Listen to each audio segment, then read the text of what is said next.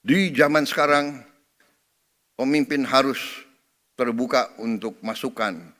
Kita tidak anti kritik.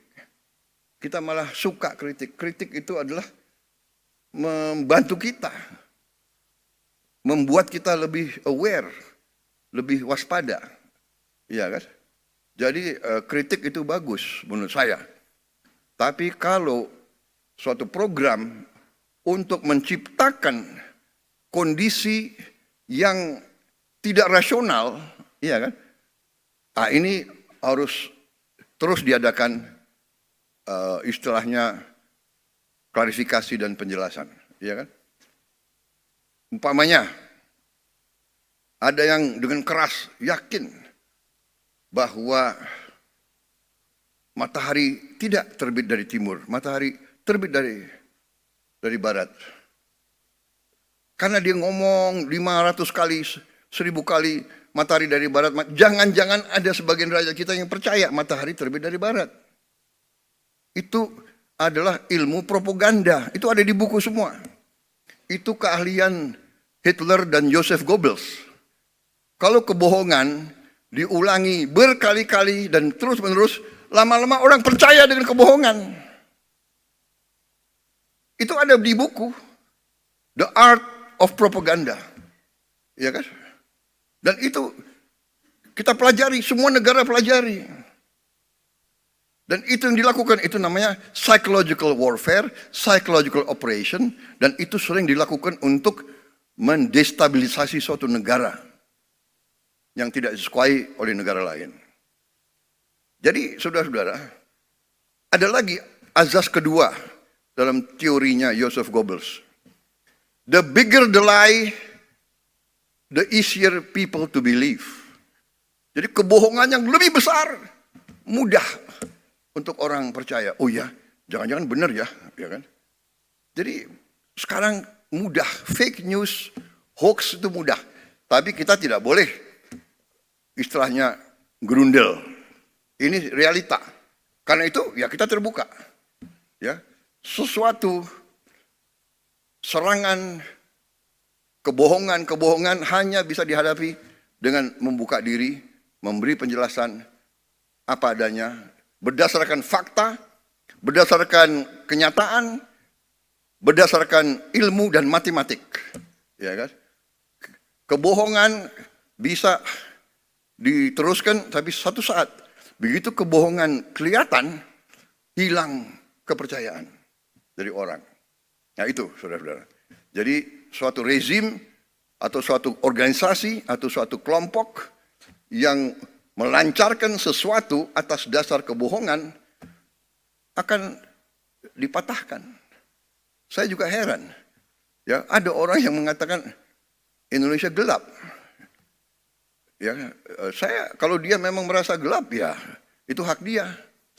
Tapi kalau saya bangun pagi saya lihat Indonesia cerah. Iya kan? Kalau saya ketemu petani gembira.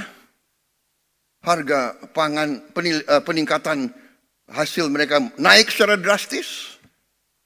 Produksi naik secara drastis. Kita potong semua regulasi yang nggak benar. Kita sederhanakan. Saudara-saudara, ada Menteri Pertanian di sini. Menteri Pertanian itu selalu ada di sawah. Keliling kemana-mana, ya sudahlah, nggak apa-apa. Dia mengatakan kepada saya, Pak, tadinya dari pabrik pupuk sampai petani harus tanda tangan 15 menteri, 30 sekian gubernur, 500 bupati, baru sampai ke Gapoktan. Saya bilang Menteri Pertanian tidak ada. Dari pabrik pupuk langsung ke petani. Gak ada lagi itu tanda tangan, langsung. Alhamdulillah, pupuk yang tadi langka, yang tadi banyak diselundupkan, yang banyak dikorupsi, sekarang sampai ke desa-desa. Hanya ada beberapa tempat yang masih, saya dapat keluhan dari Gubernur Aceh, pupuk di situ masih sedikit kurang lancar. Ya ini segera kita akan atasi. Apa yang maksudnya? Begitu ini semua perizinan kita hilangkan, lancar itu arus ke produsen, produksi langsung naik, saudara.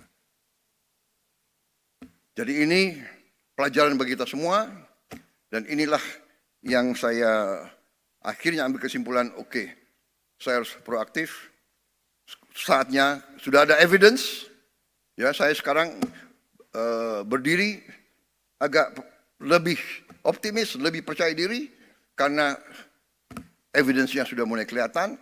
Ya, kita akan menghadapi tantangan, tapi saya bicara dengan tim saya, ternyata situasinya dapat kita hadapi dan bisa kita kendalikan, ya kan?